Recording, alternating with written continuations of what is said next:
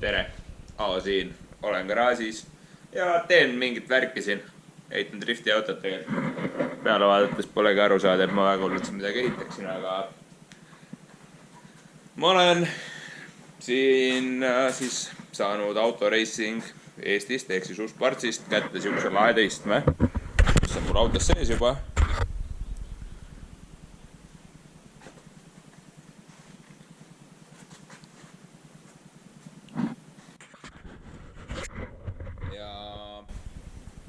Tegin sellele kinnitused, mis vastavad siis FIA APNX 253 reeglitele. Need on nüüd valmis, iste on sees, mahub ära, läheb puurist mööda ilusti siit. Ta on küll pool senti on siin vahet, no okei, natuke rohkem, aga see vahe on olemas, et iste ei tohi olla vastu puuri. Ja kuna iste on valmis, nüüd ma hakkan järgmist asja tegema, panen pedalboksi ja hakkangi seda just nüüd paika sättima. Et kui need asjad on sees, siis minu nagu isikliku töö selles mõttes tehtud, et nüüd edasi saaks tulla sõbrad appi ja muid asju ümber hakata ehitama. Nii et ma pean selle valmis saama ja siis äkki me saame selle auto ikkagi õigeks ajaks sõitma. See näeb küll suht lootusetu välja, aga me oleme üldiselt hakkama saanud, nii et vaatame, mis teha annab. Väike vahepala enne, kui ma hakkan seda pedalboxis paika sättima. Tegelikult ma enam-vähem juba tean, kus ta olla võiks autos, aga unboxing on nagu ülijõkker teema. Nii et siin on üks lahe karp, mille peal on suur kirjas Willwood. Ja see karp tuleb jällegi autoracing.ee-st ja sealt saab üks asi endale vabalt osta.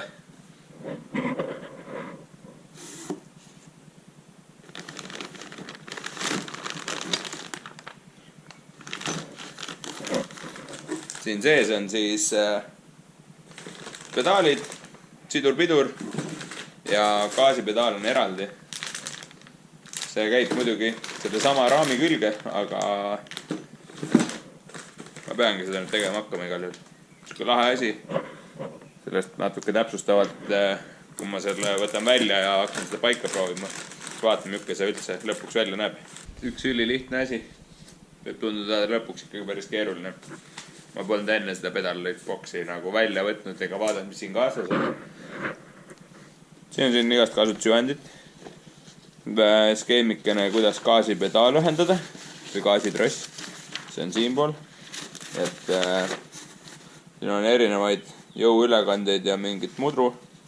Lisaks gaasipedaali tagasitõmbevedru ja sellist asjad. Et saab huvitav värk olema. Ja nüüd ma siis lõpuks proovin selle autosse asetada ja mõelda välja, kuidas tugevalt kinnitada põranda külge. Normi kerdamine.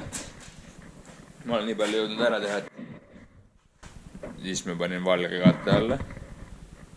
Siis ma ei määri ära oma tööriietega. Nüüd ronime, näed laps. Hops, sain jälle rutluse sisse. Nüüd ma pean aru saama, kus kohas on ideaalne asukoht pedaalidele. Mis on päris raske, sest et ma ei ole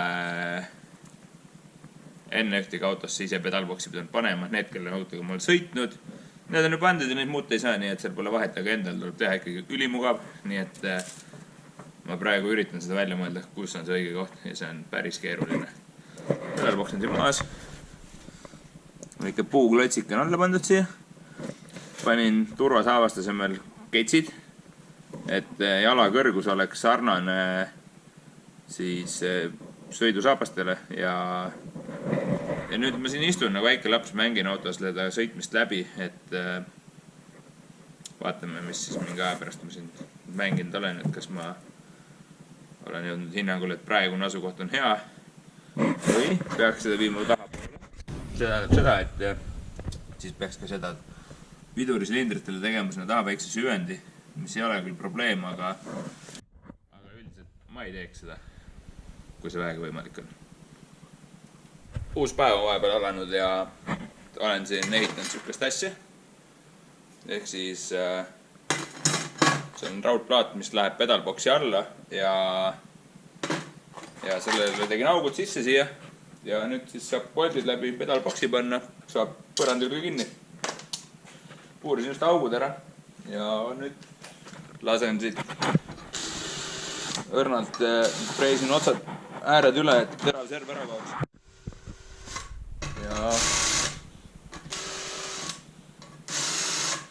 Ja siis saab selle osa võib-olla valmis. Keevitan allapoole mutrit ka, et kui alla mutrit keevitatud, siis saab seda normaalselt paigaldada, et auto alt ei peaks mutrit käima kinni hoidmas või kuidagi näppe kuhugi vahele toppima.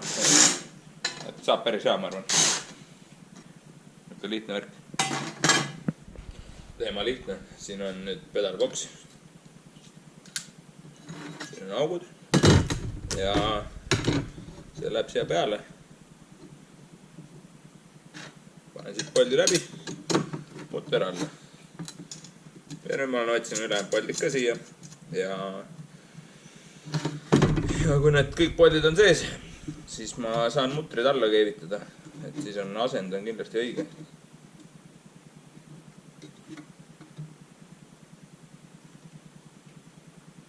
Üks auk on veits. No, valesti, aga ei ole ka tegelikult. See liigub nii palju, et ma saan. Kuna puur on 8,5 milli ja polt on 8, nii et igast august saab siis pool milli üleliigset liikumismaad. Nii et ma näen, sebin kohe polti juurde. Tere! Aavo siin. Olen garaažis ja tegelen mootoriga. Päris hull, et kõik mahub ühte videosse, aga mul on suht kehv filmimisoskus, ehk siis ma teen tööd ja ma unustan filmida. Ja nii ma saan päris palju asju vahepeal valmis ja see jääb videosse tulemata. Aga antud hetkel ma olen teinud endale natuke puhtama ruumi, kus saab siis mootorit kokku panna. Mootoriplokk on mul laua peal, mõõdan praegu siis koolirõngaid siia sisse, et rõnga vahe oleks paigas ja see on mul käsil hetkel, nii et näitan ka teile, mis ma siis teen.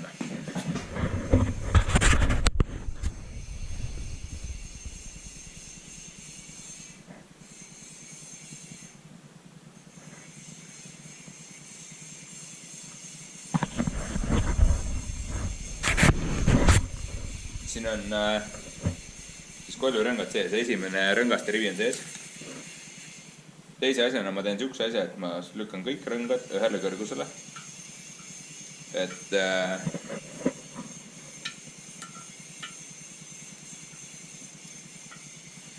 kindel olla, et rõngad on siis ühtlaselt ja kui nad on ühtlaselt, need siit on puudu. Kui nad on ühtlaselt, siis saab alles mõõta rõnga vahe. Ja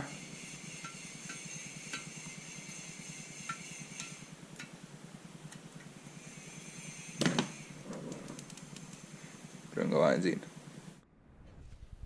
Nüüd on asi nii, et rõngad on sisse mõõdetud, ka paisumispilud on õigeks tehtud. Järgmise asjana ma hakkan üle mõõtma siis kepse, mis on tulnud Max Pidingrootsist.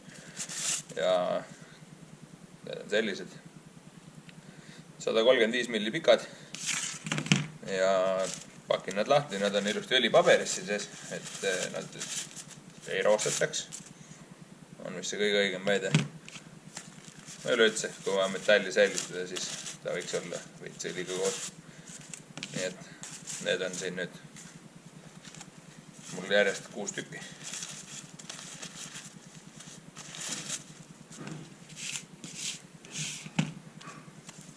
Näevad igal juhul üldiselt suht head välja, et kui ma eelmises mootoris on mul ka veel Max Pidingrootsid, mis täitsa töötasid väga hästi.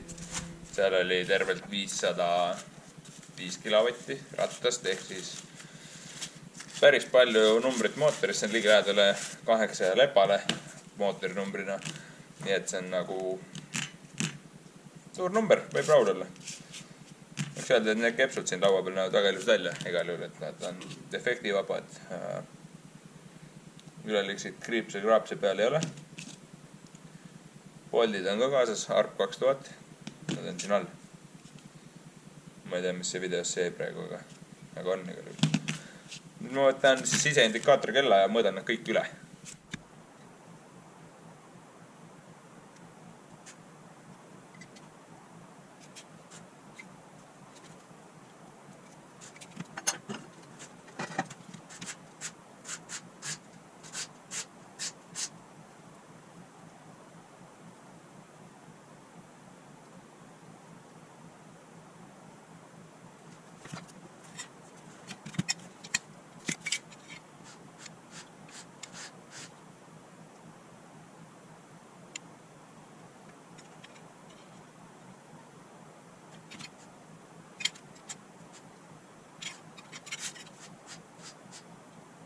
See on väga hea. Nagu teised.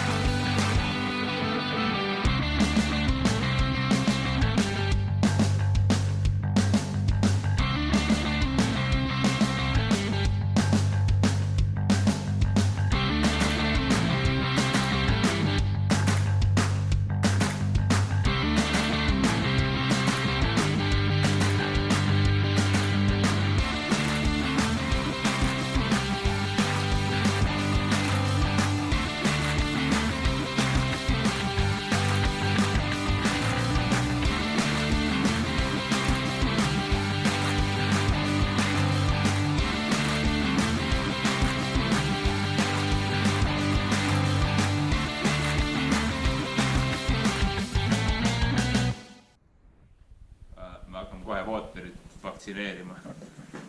Meil on väike vaktsiin siin. Vaktsineerimiskomisjon. Kas te kaamera teistpidi üle keerama nagu? Ei taha näidatada niuke valge siin see mees. Tolmune.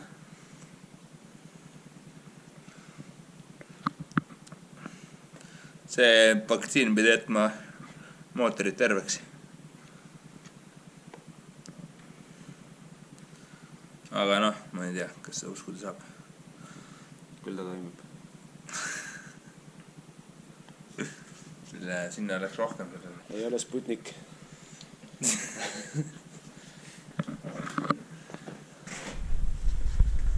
Noh, ja mis te siis arvate? Võiks laiali jääks. Mis arvamist te mõeldaks, et halb vaktsiin või?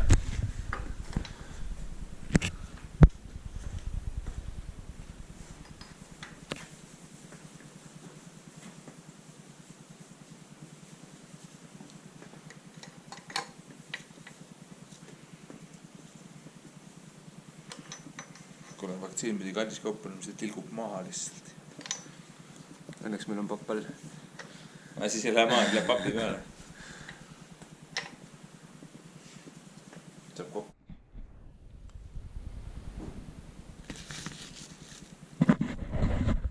Siin panin kepsukolvid kokku.